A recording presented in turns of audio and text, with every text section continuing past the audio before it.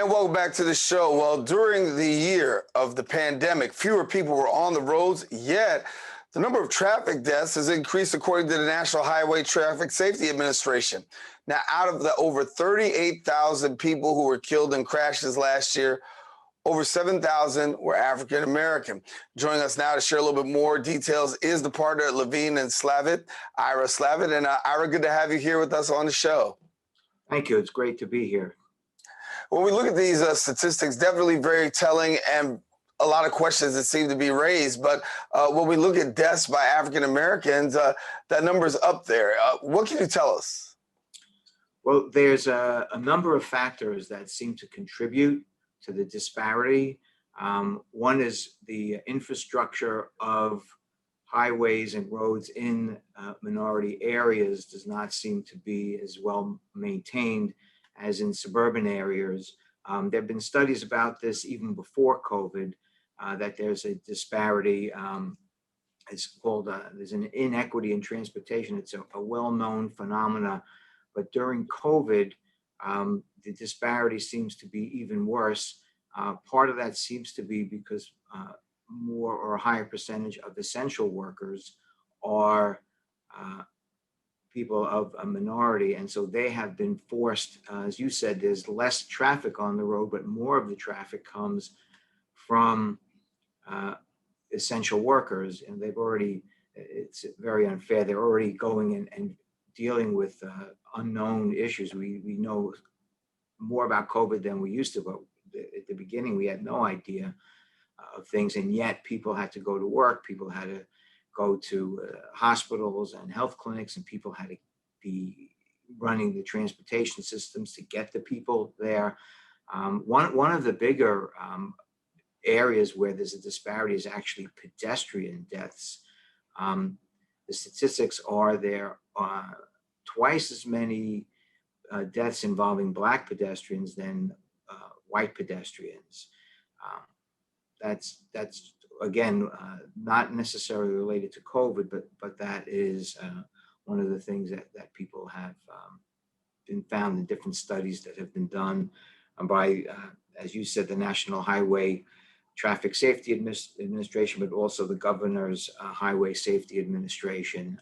One of the things, Pete Buttigieg, who's the United States Secretary of Transportation, in the infrastructure bill that hopefully will find its way through Congress. And just yesterday, there was an agreement announced by the Democratic leaders that will address, hopefully, the inequity in transportation between, generally speaking, and also minorities. One other statistic is they find that there's a higher percentage of fatalities as a result of police chases. Police pursuits result in a higher percentage of fatalities for minority people.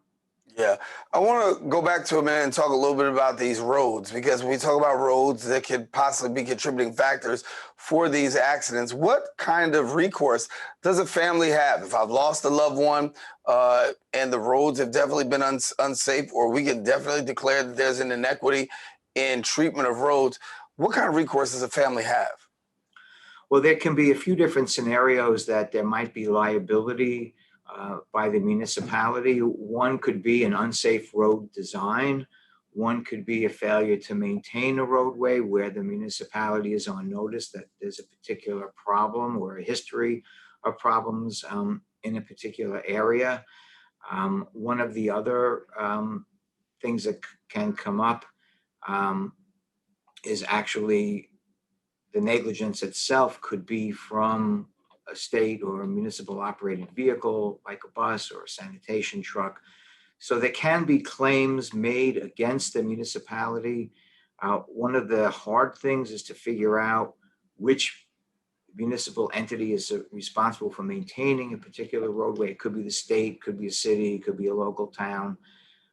But there are ways for a family to bring a claim, but there's also some very tight time limitations that are involved, and it'd be almost impossible, I think, for a family to figure out on their own who claims should be brought against. And so it's important to seek an attorney, but there is an ability to bring a lawsuit against municipalities. There's an ability to recover damages for the pain and suffering of the loved one who has passed away.